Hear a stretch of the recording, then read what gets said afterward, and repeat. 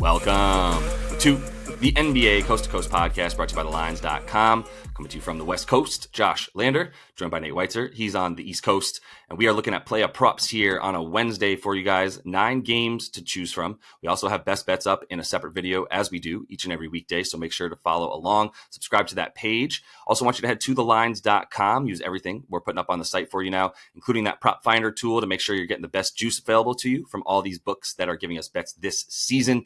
Nate, let's go ahead and turn things around. Rough night in the prop column last night, but we got 4 good ones here today. Let's get into it.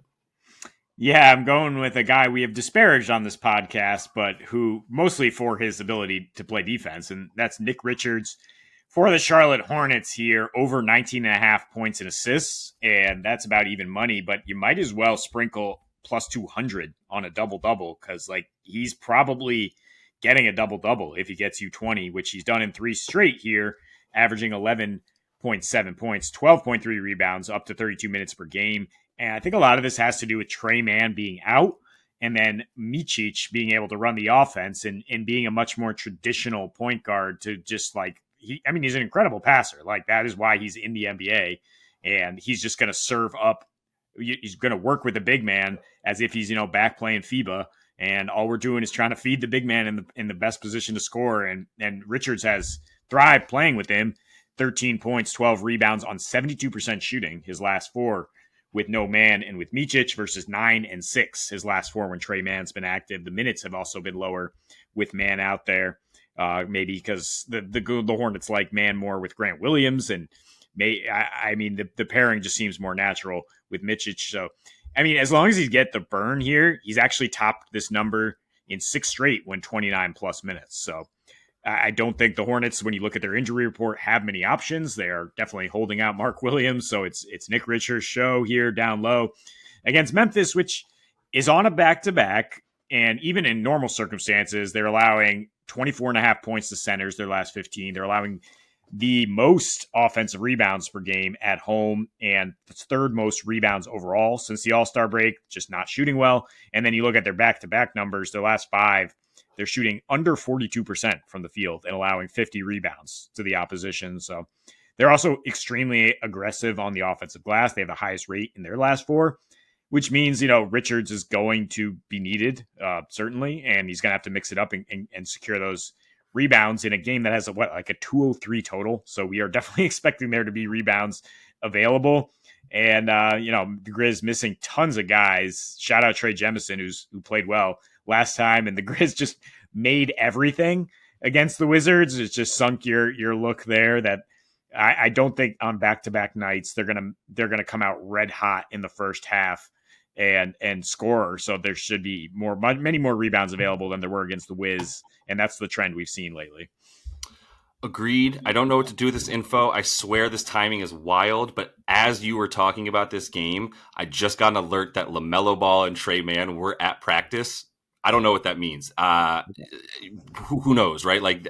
Guys that have sat this as of late for this Hornets team might have been able to play. So I don't know what to do with that. I want to put it out there. I did not expect LaMelo to return at any point this season, but right. I think that would be a positive for Nick Richards. More so than Trey Mann returning. Yeah. Agreed. Yeah, agreed. I don't know what to do with that. It's just the NBA this season, man. Good luck predicting who's going to play and who's not in each of these games. Guys seen at practice doesn't mean that they're playing. It just means, well, wow, they're on a basketball court and reporters can see them, so they're telling us about it, right? But that is just, it was more just wild coincidence that came up while you were talking about it than anything for me. So I had to put that out there for you so that we at least pretend like we know what we're talking about here. But more importantly, for this next pick, I'm going to be looking at the Joker. And I can see the Joker scoring 30 in this one pretty easily. I think that's something that you might want to consider. This is just tailor-made for Jokic score points and shoot baskets, not Jokic look for, the 15 assist game or really worry too much about what his teammates are going to be doing in this one. You mentioned how you agree that the Miami Heat are not going to be selling out against Joker the way that at times they did in the finals, but I think that was desperation. We don't have anything else right now, and he's cooking us kind of stuff. I don't know that that's necessarily going to be what you do here in the regular season. I will say, like, as far as where the Heat defense is really good, it's much closer to the rim than it is away from it, right? And that's going to be a big part of this too, is like Joker's ability to score in the paint, not necessarily directly in the restricted area, but that little baby hook everywhere from like 7 feet to 3 feet in that range. Like, he's going to be just living there, right, and doing what he wants. So the way that the Heat continue to limit assists for the other team, they do. It's like they don't even necessarily have this like consistent way of doubling versus not doubling. It's not like that philosophy is necessarily that important to them as much as it is just like matchup based, right? And that's a big reason for why at times they have given up a few dimes here and there. But to a guy like Joker, they're better at stopping guys that are like rim runners going all the way to the rim. That's where it's like there's a distinct difference between their rim field goal percentage within 5 feet and everything else that's between that 5 to 10 foot range, where they're actually not nearly as good in terms of limiting stuff. They are getting a ton of shots against them from the paint in the non-restricted area, the fifth most actually, and their defensive paint field goal percentage is 27th in the league as well on the season. So that is the one area where if you want to come in and get some floaters, you want to, if you're a 7'1" Serbian with the ability to make everything from around there as well, then you're probably going to have some success. The other thing that correlates heavily to this is the road to home splits for him. And it's not just like he's better on the road necessarily than at home, but it is, as far as a scorer goes, that is the case, right? This season, especially in the 33 home games, he has one more minute per game that he's playing, but 2 fewer points per game, 2 fewer shots per game, and 1 fewer three that he's taking when he's at home versus when he's on the road, right? On the road, we've seen him average 27 points per game on 19 field goal attempts and 3.5 threes that he's taking. So that's just clearly a propensity and a desire to score more on the road, and sort of like it makes sense, right? Like I got this kind of situation where you expect role players to be better at home and the stars to come out on the road. And he has exemplified that greatly. I do think that Aaron Gordon is in line for a bit of, that off ball help. If they do decide to put another guy on Jokic when he gets in the post, Aaron Gordon's probably going to be running free to the rim to get him some points. But I can't rely nearly as much on the assist for Joker, who has been averaging more of those at home as well versus when he plays on the road. So I think the field goal attempts, the usage, everything you look at for him, and the fact that that's that one area on the floor that you feel like Miami is a little bit more vulnerable. I mean, they've shown it all season that they're more vulnerable right around there than anywhere else, even whatever type of three you're taking or whatever, they're still going to be more vulnerable right around that 5 to 10 foot area where guys like Jokic are going to live in this one. And I think if you want to ladder that to 30, put a little play on that's a fair play as well. Yeah, even Bam can't necessarily stop him. I mean, he did hold him to 18 points last meeting, but Joker took 15 shots, which is a bit abnormal, and that speaks to the scheme you're talking about, where they're like, look, we got to just try Bam on him. We can't compromise our whole defense. He has limited assists his last few against Miami in the regular season, and when the assists are down, it usually means his usage goes up. We've seen him go over this number in 5 of his last 6, and the usage rate is up near 30%, which is what it's at on the road in general on the season. So, yeah, I like the look here in what should be a much more competitive game than it was in Denver, because Miami was just kind of gassed on that road trip at that point. So I'm going to go to the big Lakers-Kings game here. Domantas Sabonis, love him. Love the overs if you want to take it, but the over I'm taking is 2.5 turnovers, which I think should be 3.5, just given the amount of time this guy has the ball in his hands making plays. He is flying over this number on average. Like at home, since the start of January, he averages 4.5 turnovers per game. He's gone over this in 11 of 14 home games. He is coming off a lovely game against Milwaukee where he had 0 and where the Kings just blew him out at home. Now they're rested and ready for a much bigger game against the Lakers, given play-in implications here. But his previous 4, Domas had 21 turnovers, averaged a 24% turnover rate, and committed 9 against Houston, despite Şengün playing most of that game. So it's not like a great defensive center. Now he goes up against AD, who, he's given him the business lately. His last 5 against the Lakers, 19, 17, and 8.5 assists. So I don't hate, taking the rebounds assist prop if you want, but the point is, if you're doing all of that, you're going to have some turnovers, and he has 3+ in all 5 of those games, and AD missed 2 of those games. Now AD is at the height of his defensive powers right now. We just saw him rack up, 7 steals against the Wolves on his own. So he will be motivated and be trying to slow him down here. On the back-to-back, Domas is a little less efficient, and he does still play like 36 minutes per game, though, 3.7 turnovers. So as long as he's out there trying to make things happen, look, the Lakers are slightly above average in terms of forcing turnovers at home, 11th and 11th forcing turnovers from centers in general. So I think it's just a volume play here where things are going to happen where he's going to turn the ball over. Good find, kid. I like it. I really do like it. I can't argue with any of what you're saying. Domas has become so hard to bet for me. I think I'm 0 for 3 betting him. I haven't tried turnovers. I will say that. But it's dangerous to take an under in any of his like core stats, counting stats here in props because of the fact that he's got this usage. But that does lead you to go, all right, well, I mean, he's got to turn the ball. He's the point guard. He's got like just as many potential assists as D Fox, if not more consistently, right? And that's why you see his assist prop line usually higher than D Fox at this point because of the fact that he's got the ball in his hands so consistently.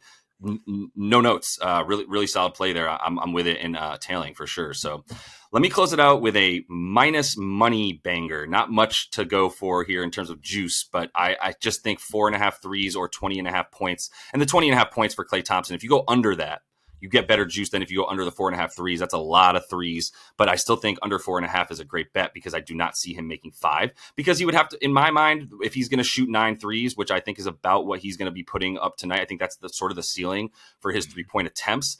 Then yeah, I'm going to fade a dude to have to hit like 45% on 3 pretty often, right? Especially when Dallas can sell out on Klay a bit more.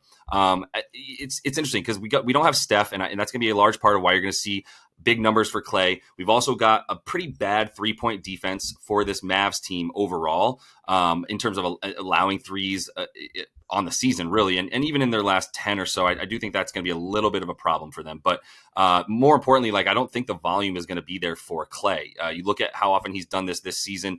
He's only made 5 threes twice now in this season without Steph. Twice. And it's been 7 games total. He actually came out of one of those a little bit early, so it's hard to count it.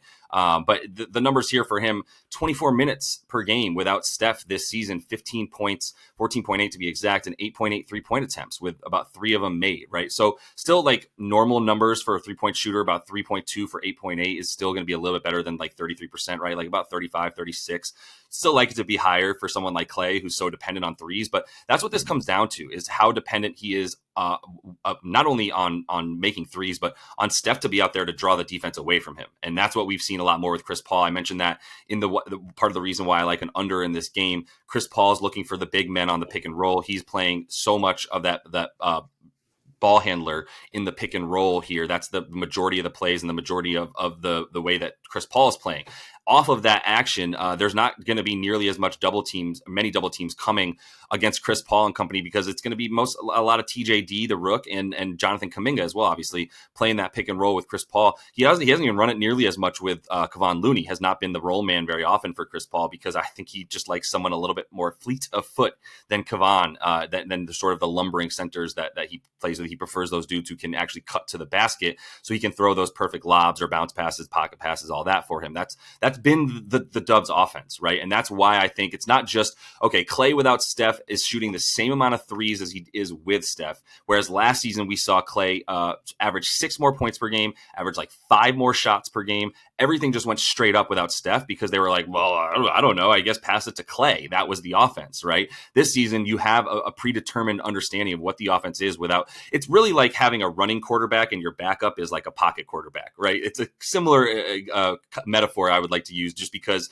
you're going to see possession slow down a bit. You're going to see things go a little bit more traditional sort of point guard style than when you have Steph Curry in there. And that's been a huge reason for Klay's unders. I have no problem with the points under because you get a much better juice than going under for the 5 threes. I am going to put at least something on the under for the 5 threes, even if it is minus 160, just because I think it's such a nice bet with the volume that I expect to see from him. I don't expect him to get more than like 28 to 30 minutes in this one, which when he hasn't gotten 30 minutes, he's rarely gone over this number. I mean, on the season, averaging 17.5 points without Steph, like I said, down to 14.8.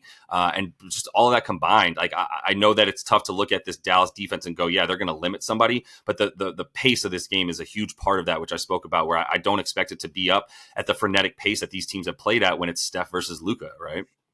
Yeah, I mean, I had an inkling that Clay had struggled against Dallas lately, and it is far more gruesome than I imagined. He since the injury in the regular season averages 10 points a game, 1.7 threes, 28% from three against Dallas. He's like a minus 28. Yeah, so J Kidd obviously has coached his guys up, regardless of who's out there, to be like, look, Klay Thompson's got to put the ball on the floor. Like Right. he can't do that anymore.